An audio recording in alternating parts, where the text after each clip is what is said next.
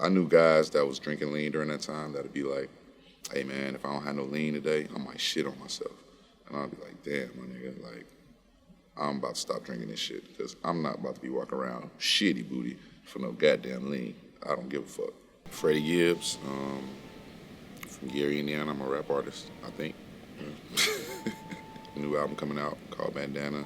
It's nothing else in rap like it right now, you know? It's a lot of, dope things out there, but I think this definitely stands alone in its own lane, you know? My relationship with Madlib is cool. It's like a brother, like a big bro. He's like a big brother to me type of relationship. It's like whenever I'm around him, I'm, just soaking up game, because that motherfucker don't talk a lot. So when he does talk, you definitely want to listen. I love Madlib.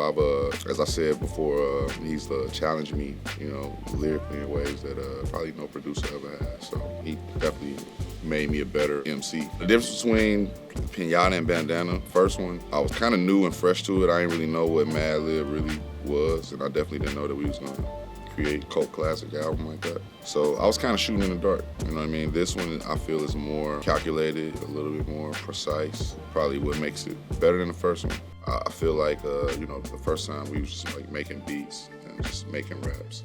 This time I feel like, Madlib made beats specifically for myself, so. Cleaner than your body white jeans, my brand new hammer, once I used it was dirty like the blood stains on my bandana.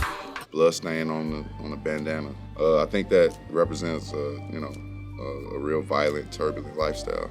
I've seen a lot of coming up in Gary, even in Los Angeles. You don't never get away from that. You don't never forget that. You don't never live that down. You think about a lot of that when you sleep, when you wake up, it's damn near like having PTSD. A lot of those images probably ingrained and burned in my mind forever. Getting it out on wax is therapeutic.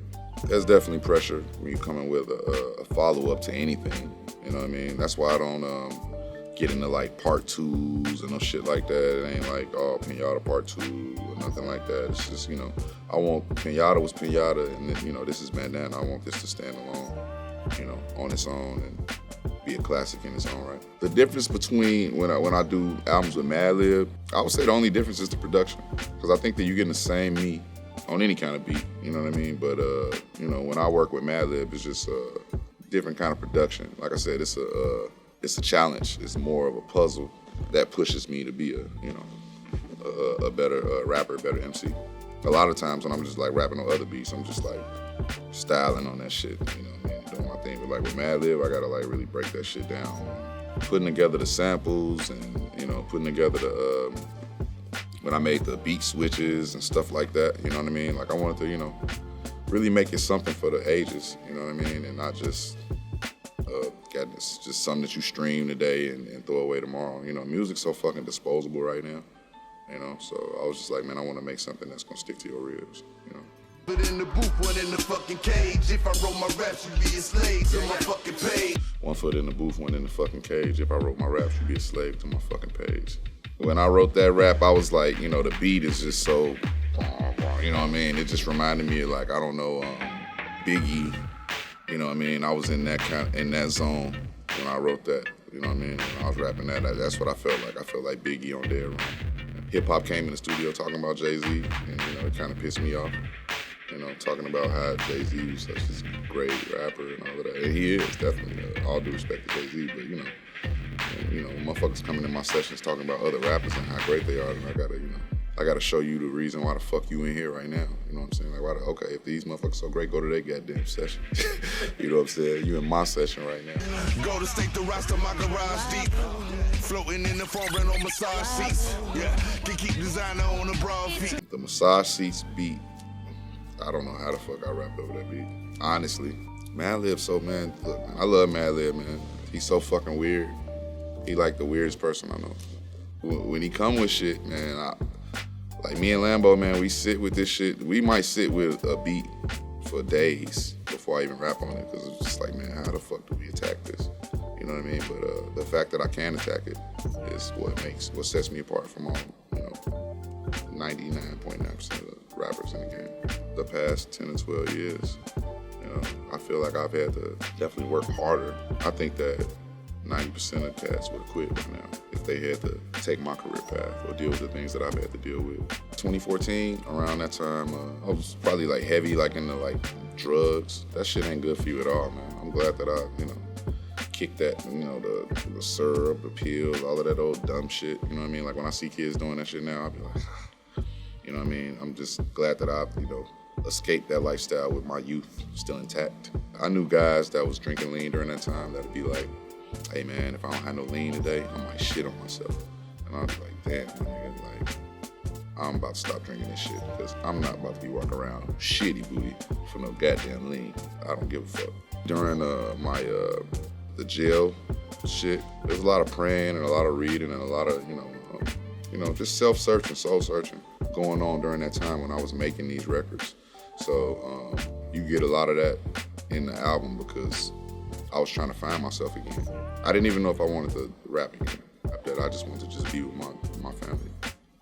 I didn't know if I wanted to get back into making music again. I thought that I was just gonna just fade and just chill and probably do something else, make Instagram memes or some shit like that. You know what I'm saying? But I love this. You know what I mean? And it loves me, so I can't never give it up. I'm just now signing a fucking record deal. You know what I'm saying? 10, 12 years into my career. So if you told me 10 years ago that wasn't gonna happen for 10 years, I probably would have been like, fuck this shit. You know what I'm saying? I'm not doing that. All of that has made me who I am and made me appreciate it even more. You know what I mean? Like maybe I wasn't ready for that shit back then. At the rate in which I did things and how I did things, most cats wouldn't have lasted this long. I'm still gonna be fierce MC, the same vicious songwriter or whatever that I am. I think what does change is the level of promotion, all the bells and whistles. It's just gonna be a bigger moment in rap now. And I'm glad that I got to do it with a close friend of mine, my boy Tunji, that Keep Cool, or I wouldn't have did it. I was so jaded by the industry or whatever. I was like, maybe for years in that period, I didn't want a record deal. I mean, between, hustling and touring and, making money off your music on your own, it's just like, yo, bro, like I don't, I get around rappers with record deals and I got more money than them. What's the fucking point? You know what I mean? Like I look at, it'd be a motherfucker with a record deal and I'm like, shit, nigga, you driving that? You live here? The fuck? You know what I mean? So I'm like, I don't want that. A record deal ain't nothing but a situation, a platform. I just feel like this album was so great. Tunji and Lambo, they provided that. I'm a jokester, man. I like to joke, man. I like to have fun. I like to laugh. I feel like if you don't laugh every day, then, life is bullshit and you just say fuck it. But my Instagram shit is so like, me and my homies, we've been looking at like YouTube and like bullshit like memes and stuff like that for years, you know what I mean? Rest in peace my homie Josh. But like every day, like me and him would just be looking at filth on the internet, you know what I'm saying? And it'd just be so fucking funny, man. One of the ways for me to deal with my homie Josh passing was, I don't know, posting memes.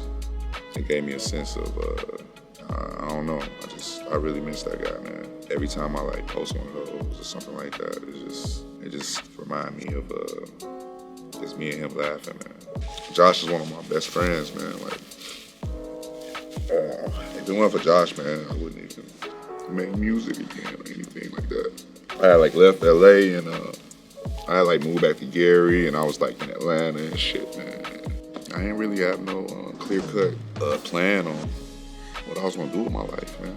And Josh and Lambo,